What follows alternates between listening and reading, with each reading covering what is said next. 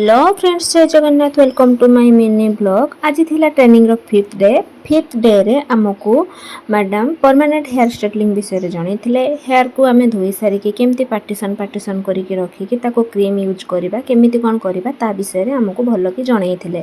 तो जनक मुंड रे से हमको भलो भाबरे हेयर स्टाइलिंग केमती करा जाय, केमिति क्रीम यूज करा जाय ताको करके हमको देखै थिले।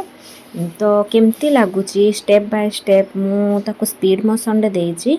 तो स्पीड कर देइछि कहीं बहुत लॉन्ग हो भिडटी। तो मुझे मिनी ब्लॉग रे छाड़ी।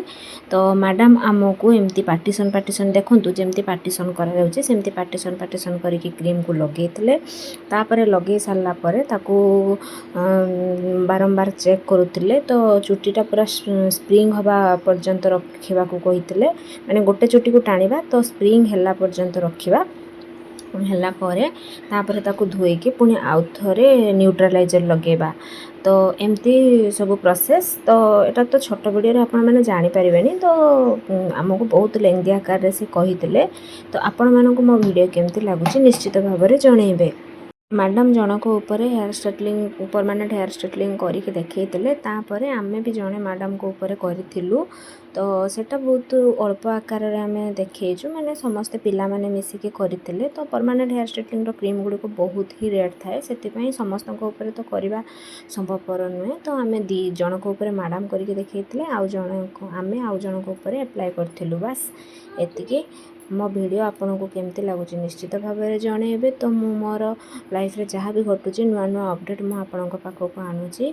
आपण मैंने मो वीडियो देखिकी खुशी होउचंती कि नहीं से विषय निश्चित भाव में जणेबे। तो जदि मो वीडियो भल लगुथाय आपन को लाइक शेयर एंड सब्सक्राइब निश्चित करेंगे कहीं आपंकर लाइक शेयर सब्सक्राइब मत प्रोत्साहन जगाए कि करने नचेत मत लगे जे मो वीडियो गुड़ी को बेकार छाड़ुची। स्टाइलिंग पाखापाखि सरी आसलानी। देखंतु फाइनल लुक टी केमती लगुच हेयर स्टाइलिंग पर देखंतु फाइनल लुक टी आपन को भल लगुच कि। तो एटा परमानेंट माने निहाती तो 2-3 वर्ष रहिबो। माने मूलरू जो चुटी गुड़ा बाहर से गुड़ा कुंच हो बाहर किंतु एगुड़ाक माने जो रोलिंग हो जाए कि नेचुरल एमती स्ट्रेट ही रहिबो। देखंतु आपन फाइनल लुकटा आयरनिंग करा होछि तापर फाइनल लुक आपन को केमती देखा जाउछि निश्चित भाव में जणांतु। तापर हमर पिला माने मध्य करथिले। पिला देखंतु ठीक ठाक लागुछि तो निश्चित भाव में कमेंट करंतु। देखंतु केमती लागुछि। तो तापर हमर पिला माने जो करथिले जने मैडम को ऊपर तांको चुटीटा केमती देखंतु।